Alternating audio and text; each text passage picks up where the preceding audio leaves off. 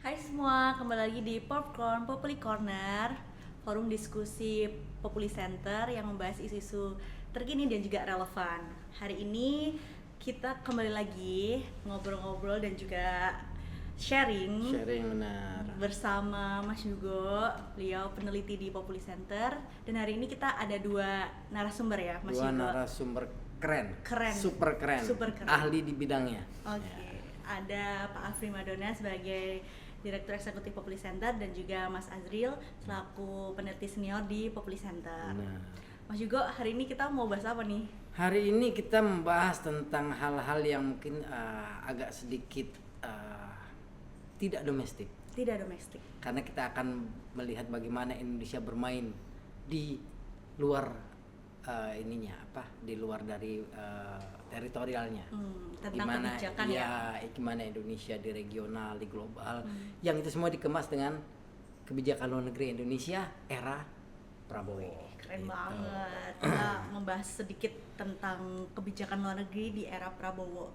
Karena agak sedikit berbeda ya, atau sangat berbeda banget ya di masa kepemimpinan presiden sebelumnya dan presiden yang sekarang. Ada perbedaan pasti. Mencolok kayaknya sih iya. Kita langsung tanya aja kali ya. Boleh. Ke siapa dulu nih? Ke Aku urut-urutan deg-degan aja. sama Pak Afri soalnya beliau Pak Direktur. Iya, gimana nih Kenapa Pak Afri? masa depan dipertaruhkan ya? Iya Pak, menurut Pak Afri gimana nih Pak? Terkait dengan kebijakan luar negeri Indonesia era Prabowo. Sepertinya Indonesia semakin populer nih dan banyak melakukan aksi di kaca internasional. Monggo. Iya, kayaknya memang di era Prabowo ini Indonesia kayaknya lebih aktif, paling enggak inilah gitu ya. Presiden kita sering jalan gitu ya, dan sering berpidato di banyak tempat gitu. Jadi bahasa sederhananya lumayan sering manggung.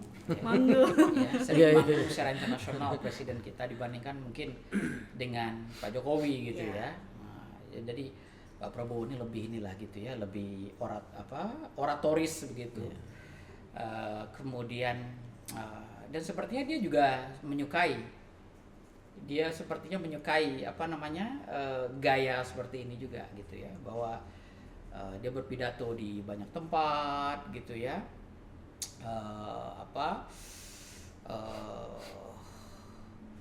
membangun narasi-narasi besar gitu kira-kira ya. Jadi ingin perlihatkan at least secara naratif Indonesia itu ya panggung yang besar juga gitu. Indonesia itu adalah aktor yang perlu diperhitungkan dan lain sebagainya gitu.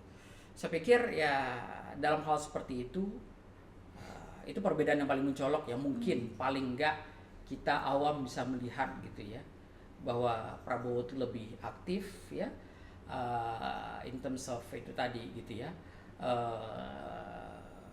kehadiran simbolik di panggung-panggung internasional gitu. Dan dalam beberapa hal mungkin ya itu juga bisa jadi mempengaruhi cara orang melihat Indonesia juga gitu.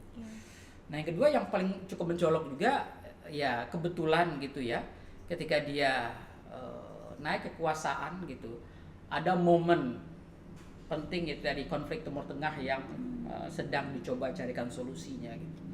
Dan Indonesia kan ya berapi-api ingin terlibat di dalam itu. Two state solution itu ya. Iya, yang kemarin Two state solution dan seterusnya gitu ya. Bahkan ingin mengirimkan misi perdamaian dan lain sebagainya begitu ya. Meskipun banyak juga orang yang mewarning kita harus berhati-hati begitu ya. Kalau mau mengirim misi perdamaian, pastikan ya misi itu di bawah mandat ya legitimasi global gitu ya, mandat PBB, not simply di bawah rencana Trump dan lain sebagainya begitu ya. Dan itu perlu diingatkan gitu, dan kita harus berhati-hati memang dalam langkah itu gitu ya. Karena ya tadi suka atau tidak suka begitu ya, any solution setiap resolusi itu gitu ya, sulit mencari resolusi yang betul-betul fair gitu memang gitu. Tapi paling tidak jangan juga resolusinya terlalu tidak fair, seperti itu gitu ya. Nah, dan kita harus mencari resolusi yang paling tidak legitimate. Nah, gitu ya. Legitimate itu mungkin indikator paling empiriknya adalah ya ada mandat PBB, kira-kira seperti itu. Nah, kalau nggak salah yang terbaru itu ya Dewan Keamanan PBB menyetujui ya rencana Trump gitu ya. Kalau memang disepakati seperti itu ya just fine. Tapi kembali ke pertanyaan tadi Indonesia paling tidak untuk isu ini lumayan kelihatan lah peran Indonesia gitu. Iya, langkah Indonesia yang terjadi saat ini ya sedikit banyak mengubah geopolitik kita di luar negeri gitu, Mas Yogo. Tentang perannya, bebas aktif dan juga non-blok itu yang mungkin kita bisa pertanyakan masih relevankah, atau mungkin Indonesia mau figur atau citra seperti apa sih yang akan diciptakan? Perubahannya ya, di bawah Prabowo ini seperti apa? Iya, mungkin Mas Azril bisa sharing. Kalau dari perspektif saya menambahkan dari apa yang tadi Pak Afri sampaikan. Mungkin saya bikin lebih spesifik. Perubahan yang paling kentara di bawah Presiden Prabowo itu adalah kebalikannya Amerika Serikat di bawah Trump. Jadi kalau Amerika Serikat di bawah Trump itu adalah meninggalkan panggung multilateralisme. Indonesia di bawah Presiden Prabowo itu justru mengembalikan Indonesia ke panggung multilateralisme. Yang paling terlihat itu adalah hanya hitungan jam atau hitungan hari sejak Menteri Luar Negeri Sugiono itu dilantik, beliau langsung terbang ke Moskow menghadiri pertemuan BRICS. Dan tidak lama kemudian Indonesia diterima sebagai anggota BRICS. Dan hanya dalam waktu kurang lebih 1 bulan setelah Presiden Prabowo dilantik, beliau terbang ke Brazil untuk menghadiri KTT G20. Dan di bulan September, 2 bulan yang lalu, Presiden Prabowo terbang ke New York menghadiri UNGA di markas besar PBB, yang di masa Presiden Jokowi itu hal yang Presiden Jokowi menghadiri itu hanya secara daring, tidak secara luring. Jadi di sini kita bisa lihat bukan berarti di masa Presiden Jokowi Indonesia itu tidak aktif. Indonesia cukup aktif, tetapi lebih ke dalam hubungan-hubungan yang sifatnya bilateral, hubungan-hubungan yang sifatnya itu mencari investasi, perdagangan, seperti itu. Tetapi untuk forum-forum multilateral, apalagi untuk topik-topik yang non-ekonomi, misalnya topik-topik keamanan, topik-topik pertahanan, itu di masa Presiden Prabowo ini terlihat lebih kencang, terlihat lebih tajam aromanya dibandingkan dengan di masa Presiden Jokowi. Jadi salah satu contoh tadi Pak Afri sudah sebutkan itu tentang pasukan perdamaian. Jadi saat Presiden Prabowo menyampaikan pidatonya di sidang umum PBB, beliau dengan tegas menyampaikan Indonesia siap jika diminta untuk mengirimkan pasukan perdamaian. Dan kalau kita baca surat kabar hari ini, itu Indonesia termasuk sebagai salah satu negara yang memang akan mengirimkan pasukan, istilahnya kalau untuk di Palestina bukan pasukan perdamaian, tapi pasukan stabilisasi, ISF, untuk menjaga keamanan di sana. Jadi unsur itu salah satu hal yang sangat menonjol yang saya lihat, dan hal yang menonjol ini bukanlah sesuatu yang baru. Karena sebelum Presiden Prabowo itu dilantik tanggal 20 Oktober, sewaktu masih menjadi Menteri Pertahanan, itu beliau sudah muhibah ke banyak negara dalam kapasitasnya sebagai Menteri Pertahanan dan sebagai Presiden terpilih, melakukan kunjungan-kunjungan ke banyak negara dan melakukan kontrak-kontrak pembelian alutsista yang sangat-sangat besar. Jadi perbedaannya dengan Presiden Jokowi adalah sekarang itu perhatian terhadap aspek HAMKAM itu sangat-sangat besar. Bahkan mungkin saya tidak tahu ke depannya bagaimana, tapi bisa jadi ini agak menggeser aspek ekonomi yang saya juga tidak tahu apakah memang betul seperti itu. Tapi yang kita bisa lihat dalam 1 tahun terakhir itu adalah aspek pertahanan ini cukup mendapat porsi yang sangat besar seperti itu. Tapi begini, kan kalau melihat perbedaan antara Jokowi dan Prabowo kan lebih kepada individu ya. Jadi individual level analisisnya sudah terjawab nih. Hanya saja kalau kita berbicara pada konteks kebijakan luar negeri sebagai alat untuk mencapai kepentingan nasionalnya, apakah yang dijalankan oleh Prabowo ini betul-betul sudah mengakomodasi, atau jika memang mengakomodasi, seberapa besar kepentingan nasional kita ini sudah tercapai. Mungkin Mbak Afri bisa. Ya, yang pertama apa itu kepentingan nasional gitu kan. Kalau kepentingan nasional simply di-define based on tujuan nasional kita tadi gitu ya, seperti di UUD 45 gitu. Kita harus mengukur terlebih dahulu gitu ya, seperti apa pencapaian-pencapaian ya terhadap target-target itu gitu. Dan dengan pengukuran yang jelas itu tentu saja baru kita bisa menilai itu tercapai atau tidak gitu. Tapi paling tidak kita bisa melihat ya bahwa in terms of fully pencapaian ya, mungkin ya tidak ada presiden yang fully mencapai itu gitu ya. Bisa memenuhi kepentingan nasional secara umum gitu. Tapi paling tidak di beberapa kasus mungkin kita bisa melihat bahwa ada beberapa capaian-capaian gitu ya, terhadap kepentingan nasional kita gitu. Meskipun di beberapa kasus lain tidak gitu. Misalnya dalam hal mungkin orang melihat ya, kalau in terms of diplomasi ekonomi gitu ya, mungkin di beberapa kasus ada beberapa target-target ekonomi kita yang mungkin tidak terpenuhi ya. Ada beberapa kajian misalnya negosiasi dengan sejumlah negara seperti Jepang dan seterusnya, kita belum maksimal sampai ke situ begitu ya. Jadi kalau saya melihat secara umum ya, diplomasi kita mungkin saja ya bisa mengamankan kepentingan kita secara umum ya, kalau kita bicara mengenai abstrak kepentingan nasional ya, menjaga mencerdaskan kehidupan dan seterusnya begitu. Tetapi in terms of pencapaian detail saya tidak tahu apakah kita punya semacam plan jangka panjang tentang apa yang harus kita capai in terms of diplomasi dan lain sebagainya gitu ya. Sama mungkin waktunya juga belum terlihat ya, karena masih proses ya. Iya, saya terus terang belum membaca misalnya buku putih misalnya, buku putih pertahanan gitu ya. Misalnya apa tujuan nasional yang ingin kita capai, dan kemudian target-targetnya seperti apa saja yang kita capai gitu. Mungkin saja di kajian-kajian pertahanan mereka sudah mengukur itu gitu ya.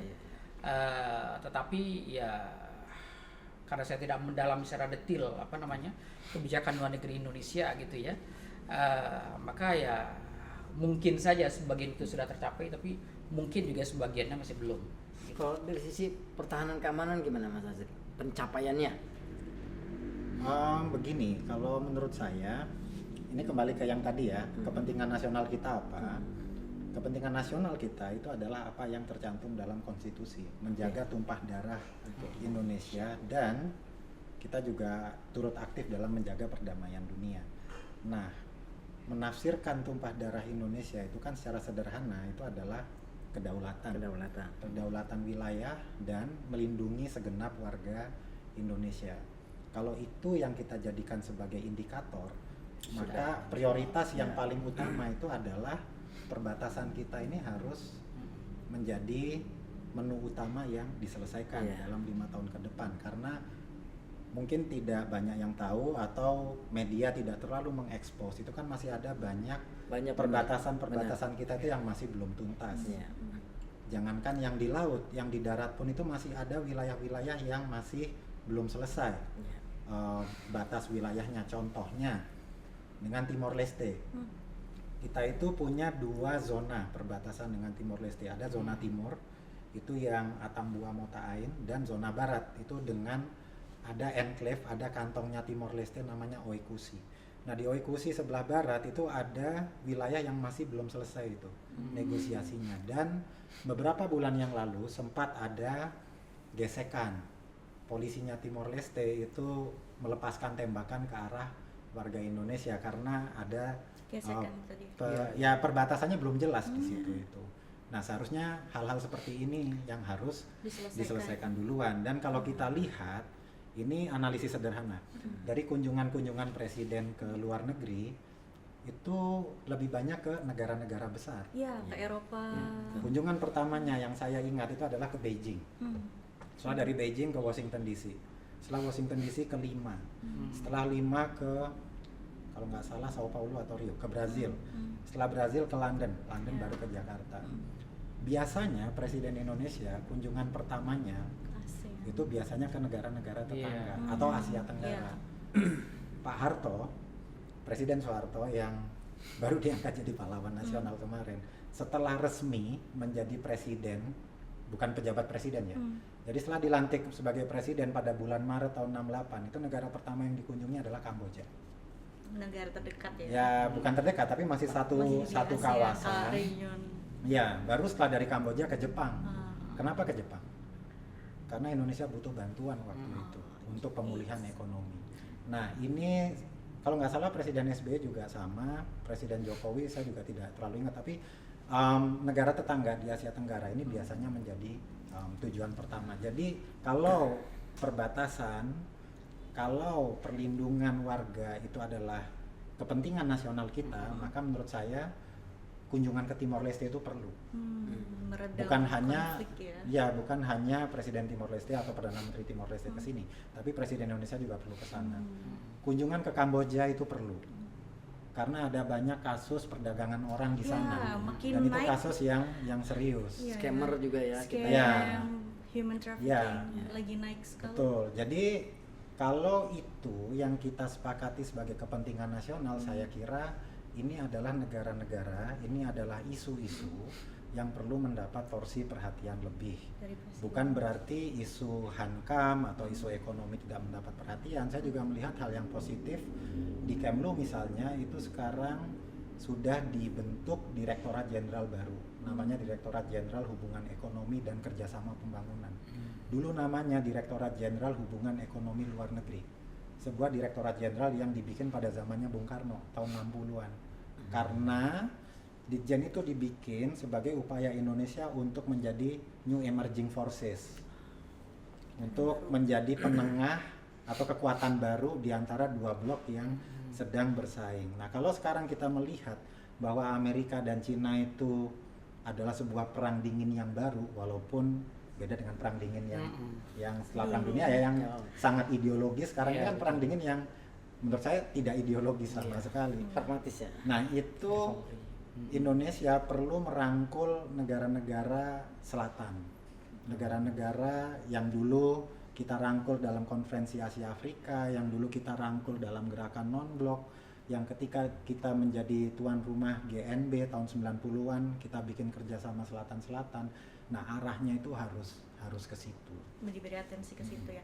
Tapi ini menarik sih Pak Afri, Mas Azril dan Bang Yugo, terkait dengan bagaimana Indonesia atau di masa pemerintahan Prabowo ini memang kan kita banyak melihat atensinya itu ke pertahanan, ekonomi, dan lebih banyak kunjungan-kunjungan ke negara yang mungkin kalau kita lihat di skup ASEAN-nya tuh sangat minim ya. Iya. Sedangkan di luar dari ASEAN itu banyak sekali Prabowo hadir dan memberikan pidatonya. Dan tadi yang disampaikan Mas Azri, loh, butuh dan penting gitu kita memberikan atensi ke negara-negara ASEAN, negara terdekat gitu, untuk yang menguatkan bilateral dan juga eksistensi Indonesia terkait dengan kebijakan atau diplomasi di wilayah Asia Tenggara. Tapi ada nggak sih PR yang memang harus diperbaiki Indonesia, atau bahkan diplomasi yang harus diperbaiki Indonesia di kancah internasional, atau bahkan untuk menuju periode kedua Prabowo di masa pemerintahan Prabowo? Melihat banyak banget ini PR-nya sekarang gitu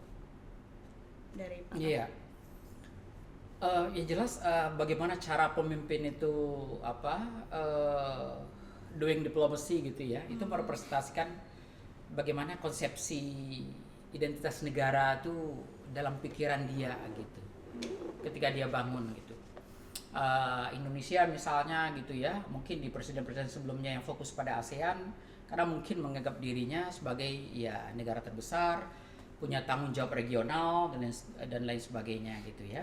Tapi mungkin Prabowo melihat mungkin beyond dari itu juga gitu, bahwa kita adalah aktor besar yang harus tampil keluar gitu ya. Karena itu kemudian Itu kesan yang muncul sih. iya, Sangat ya, optimistik karena itu ya, Pak, ya. kemudian iya, karena itu cara yang dia lakukan untuk membangun identitas seperti itu tadi gitu ya, mengunjungi negara-negara besar gitu ya, memperkenalkan dirinya sebagai sebuah kekuatan besar dan lain sebagainya gitu ya. Paling tidak itu identitas yang bisa kita infer ya dari cara Prabowo berinteraksi gitu dengan luar gitu. Nah, apakah ini baik atau tidak? Sebenarnya kita tidak bisa menilai baik buruknya gitu ya. Tergantung itu tadi pada apa kira-kira objektif nasional yang didefine oleh masing-masing rezim itu gitu. Karena kan national interest itu sesuatu yang tadi kembali ke situ ya, itu sesuatu yang abstrak sebenarnya gitu ya. Bagaimana national interest itu bikin konkret gitu kan biasa kalau di grand strategi itu diturunkan jadi national objective gitu ya, national objective gitu ya, baru kemudian ways-nya seperti apa, means-nya dan seterusnya gitu. Nah, yang mendefine itu ya menjadi national objective ya masing-masing rezim itulah gitu ya. Dan mungkin saja gitu ya Prabowo mendefine objektif nasional kita ya paling tidak itu tadi gitu ya harus menjadi paling tidak middle power yang cukup besar gitu ya di panggung global dan lain sebagainya ya. Makanya ya tidak mengherankan kalau cara diplomasinya kira-kira seperti itu gitu ya. Nah, tadi pertanyaan tantangan. Iya. Tantangan diplomasi kita ke depan tentu saja sangat banyak gitu ya. Tadi Mas Azri sudah singgung juga gitu ya bahwa banyak persoalan-persoalan kita yang menyangkut isu perbatasan kah gitu ya, isu keamanan manusia dan sebagainya, persoalan ekonomi juga gitu ya, negosiasi ekonomi kita dengan dengan Amerika yang masih dianggap problematis gitu ya bagi banyak banyak pihak dan seterusnya gitu ya. Itu semua memang tantangan yang memang dan tentu saja memperkuat wilayah teritori kita juga gitu ya. Dan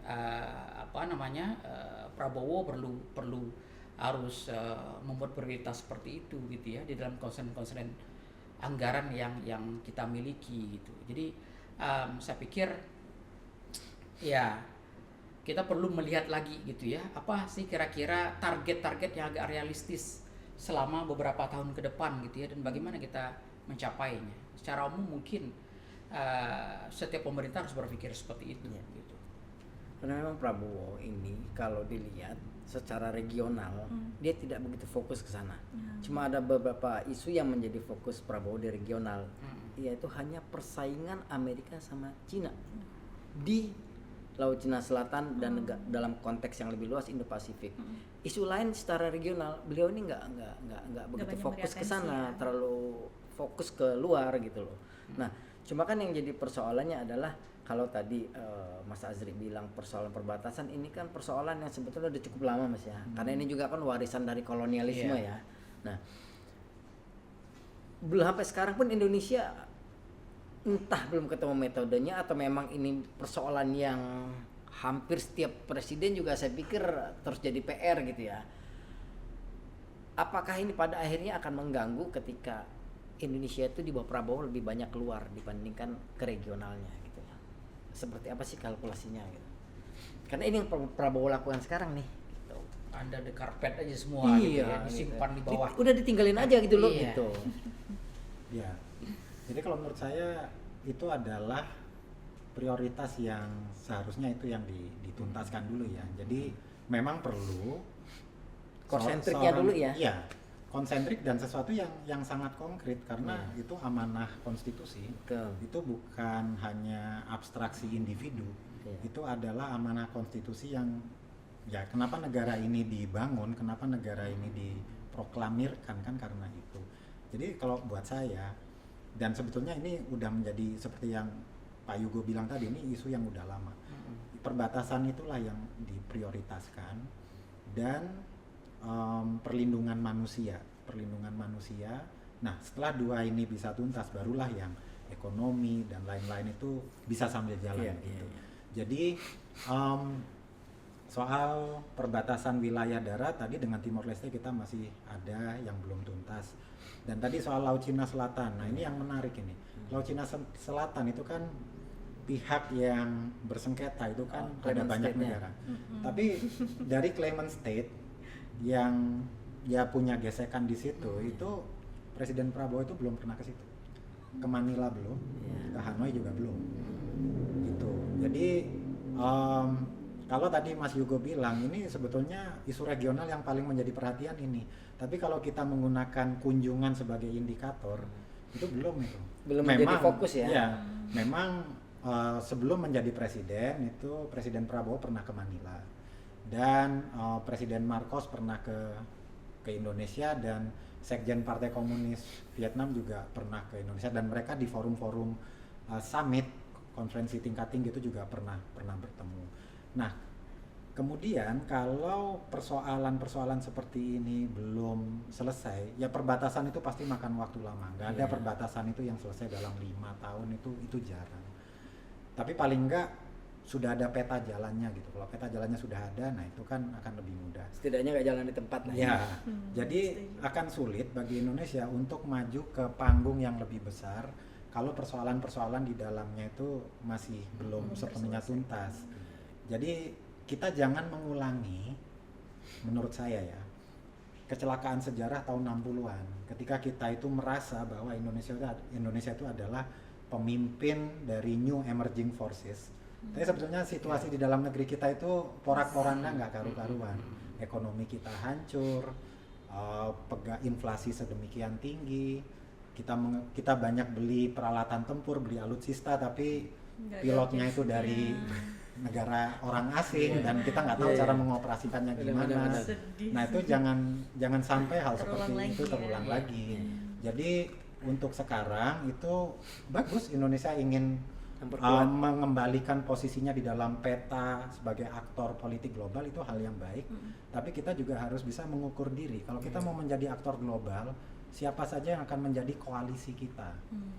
Koalisi yang menurut saya paling mungkin itu adalah sesama negara berkembang karena memang modalitasnya sudah ada dan sejarah juga mendukung kita. Cuman yang mungkin kita nggak terlalu memperhatikan adalah yang selalu kita agung-agungkan itu adalah kemampuan kita menyelenggarakan konferensi, hosting. Oh, kita tuan rumah KAA, itu yang selalu disebut-sebut. Kita tuan rumah GMB. Tetapi Indonesia sebagai konseptor itu kurang digali.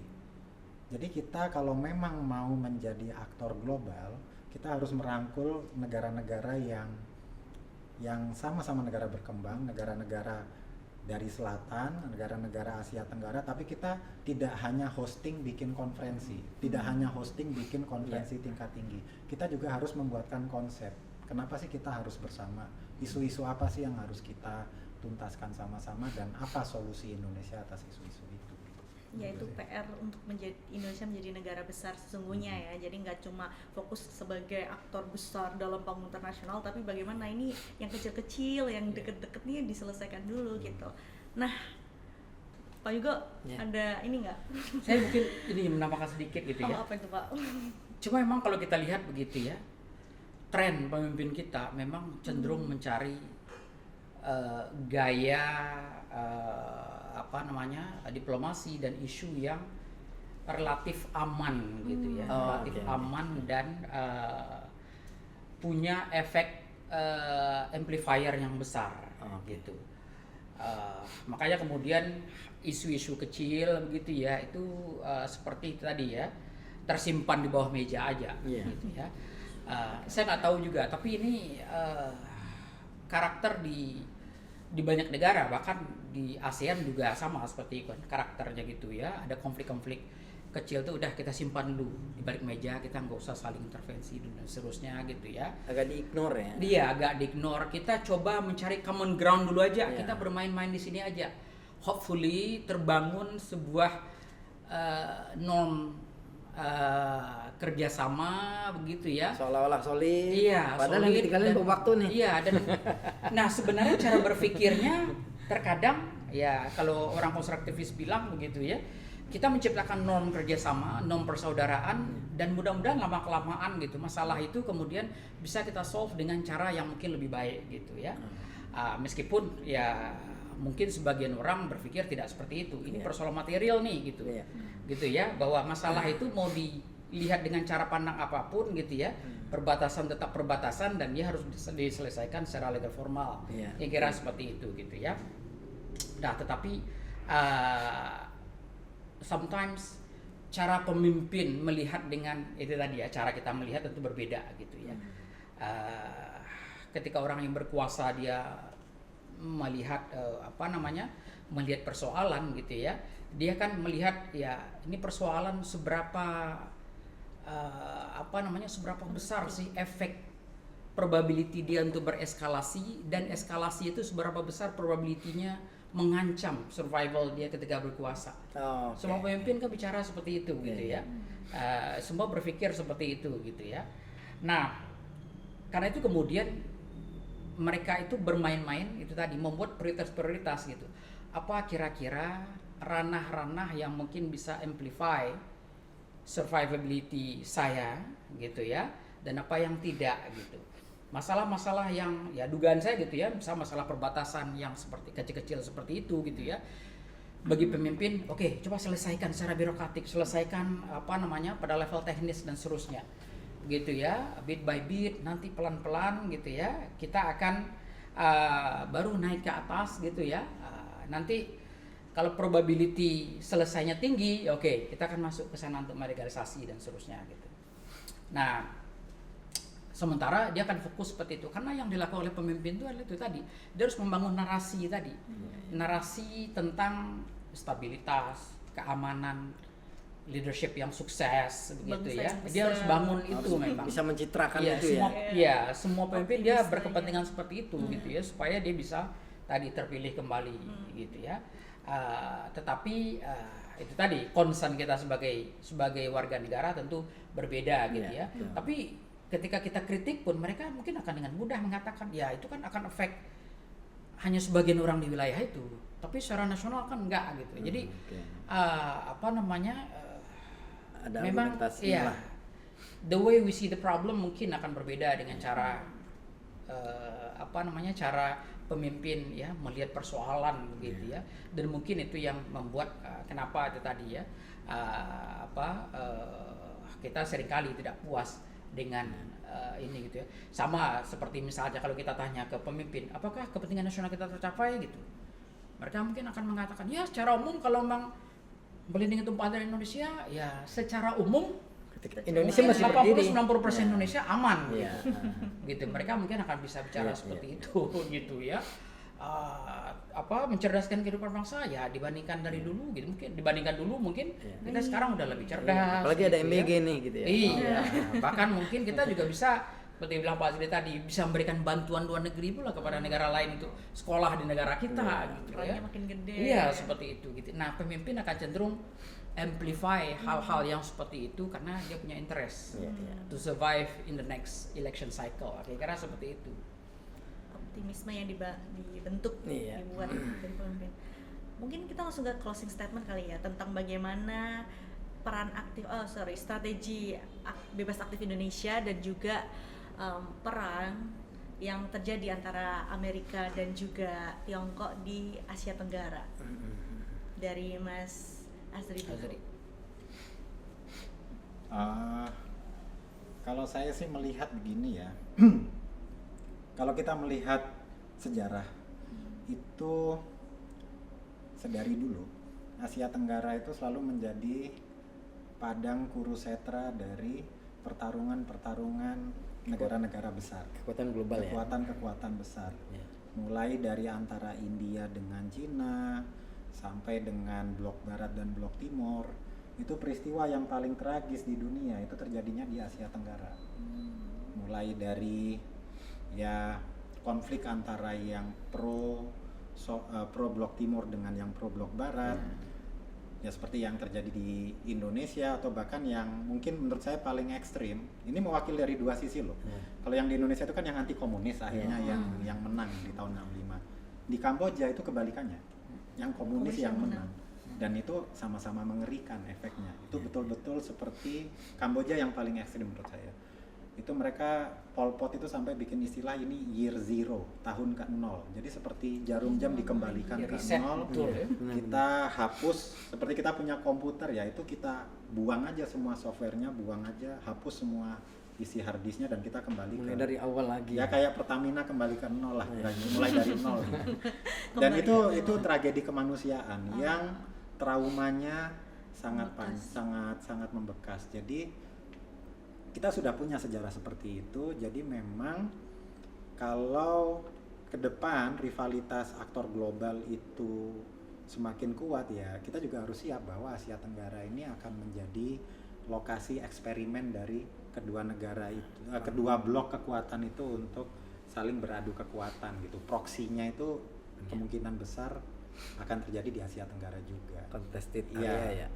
Tapi di sisi lain saya juga orang yang percaya bahwa politik luar negeri suatu negara itu adalah refleksi dari politik dalam negerinya. Jadi kalau politik luar negeri Indonesia itu cenderung suka dengan hal-hal yang besar, cenderung suka dengan hal-hal yang terlihat hebat, itu tidak semata-mata karena karakter individu presidennya seperti itu. Tetapi itu juga ya karena mungkin masyarakat juga menginginkan pemimpin yang bisa terlihat keren, terlihat gagah di forum-forum internasional. Mengakomodasi Ya. lah jadi ya. Dan ironisnya di saat yang sama isu luar negeri itu adalah isu yang keren, isu yang prestisius, isu yang ya hanya kalangan intelek atau kelas atas lah yang tahu itu. Tapi ironisnya itu isu ini tuh isu yang nggak terlalu seksi di mata pemilih, bukan isu yang menarik untuk seluruh masyarakat. Dan saya nggak tahu nih apa Populi kalau survei ada pertanyaan soal politik luar negeri apa enggak. Itu nyaris enggak. Dan itu tidak khas Indonesia. Di Amerika pun itu juga sama. Isu luar negeri itu bukan isu yang seksi untuk menarik pemilih. Enggak, orang nggak peduli dengan itu. Karena tidak langsung terkait. Tidak langsung. Orang tuh cenderung jadi pocketbook voters. Apa yang terkait langsung dengan kehidupannya itu yang menjadi prioritas mereka. Nah, jadi isu luar negeri itu adalah isu yang sangat elitis. Jadi